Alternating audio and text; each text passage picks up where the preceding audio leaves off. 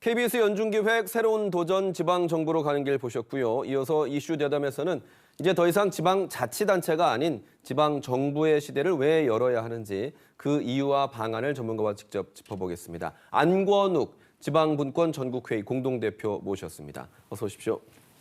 반갑습니다. 네, 먼저 왜 지방정부여야 합니까? 우선은 지방정부라는 개념은 네. 기존의 지방자치단체에 비해서 오히려 더 많은 권한을 가지고 있고 동시에 그 지방정부의 확대된 권한과 그 역할을 통해서 우리 주민들의 삶을 지원하는 그 역할들을 주도적으로 할 수 있기 때문에 네. 지방정부로 앞으로는 이제 나아가야 한다는 생각입니다. 특히나 우리나라 같은 경우는 벌써 지방자치를 한 지가 30년이 넘지 않습니까? 예. 그래서 지방자치의 성년의 시대를 이미 맞이했다고 보고 있기 때문에 그래서 지방자치단체라는 중앙정부에 종속된 그런 관계보다는 중앙정부와 지방정부와 수평적 관계로 네. 함께 나아갈 수 있는 그와 같은 시대를 열어야 된다는 네. 그거 생각을 하고 있습니다. 기존 지방자치단체였을 때는 어떤 한계가 있었나요? 우리 주민들의 일상적인 삶을 지원하는 그와 같은 역할들을 기존의 지방자치단체에서 해왔죠. 예. 그런데 그 지원하는 사무와 관련된 그와 같은 결정권도 거의 없었고 네. 그리고 그 사무를 처리하기 위한 재원도 중앙정부에 종속돼 있으면서 예. 지방자치단체 같은 경우에는 자치기관이라기보다는 오히려 중앙정부의 하급 행정기관과 같은 그와 같은 역할을 해왔었습니다. 네.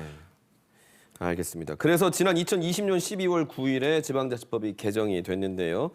다음 주 목요일 1월 13일에 네. 효력을 앞두고 있습니다. 먼저 여러 가지 변화가 있겠지만요. 지방정부의 자치권에는 어떤 변화가 생기는지부터 말씀해 주십시오. 아주 중요한 부분이죠. 예.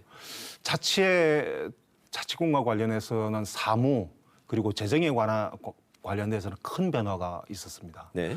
그리고 특례시라든지 또는 특별지방자치단체라든지 또는 지방정부의 국정참여라든지 이와 같은 새로운 제도들이 도입되었고 그 외에도 여러 제도들의 변화가 있었습니다. 네. 그래서 여러 다양한 그리고 아주 광범한 범위 내에서 이제 지방자치와 관련된 제도들이 개혁되었다고 말씀을 드릴 수가 있습니다. 네. 그러면 앞서 말씀하셨던 그 재원도 중앙정부에 종속돼 있었다 하셨는데 네. 자치 재정에는 어떤 변화가 있나요?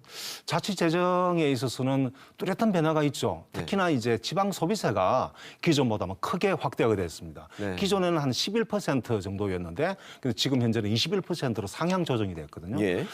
그런데 다만 여기에서 조금 아쉬운 점이 있다면은 이게 지방 소비세가 광역 지방자치단체 시도세입니다.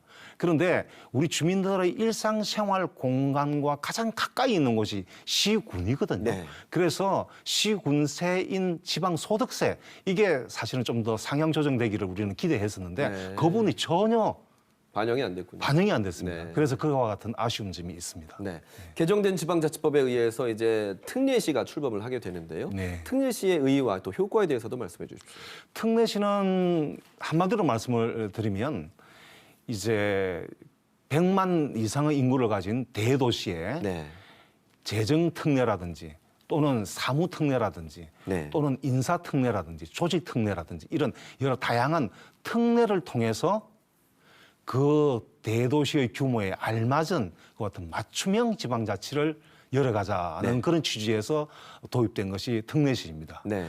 효과라면은 예를 들어서 창원시 같은 경우에 지금까지 다른 지방자치단체에 비해서 오히려 차별을 많이 받아왔습니다. 네. 재정은 물론이고 또 사무권한에 관한 부분들도 역차별을 받아왔고 특히나 주민 복리와 관련된 부분에 있어서 역차별을 받아왔거든요. 네. 그런데 이와 같은 역차별 문제를 갖다가 특례시를 통해서 개선할 수가 있고 특히나 우리 주민들의 일상생활에 있어서는 우리 주민들 같은 경우에 주거 여건들이 개선된다든지 또는 경제활동 여건들이 좀 크게 개선될 수 있는 그와 같은 기회를 네. 맞이할 수 있지 않을까라는 생각을 하고 있습니다. 네. 특례시가 행정적인 명칭만 바뀌는 거기 때문에 그렇죠. 실제로 우리가 주소를 쓰거나 할 때 달라지는 건 아니죠. 네, 그런 건 아닙니다. 네, 알겠습니다.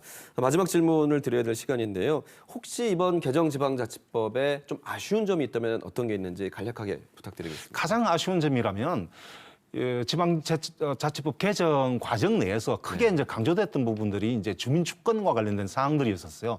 그런데 막상 개정이 이루어지고 난 이렇게 최종 결과물을 봤을 때에 주민들이 직접 어떠한 것을 결정하거나 또는 주민들이 직접 참여할 수 있는 그와 같은 공간들이 자치법 내에 발견을 할 수가 없었어요. 예. 그래서 물론 일정 부분 조금 나아진 면도 있지만 그러나 뚜렷한 변화를 수반할 수 있을 만한 제도적인 요소들이 담겨 있지를 못했다. 네.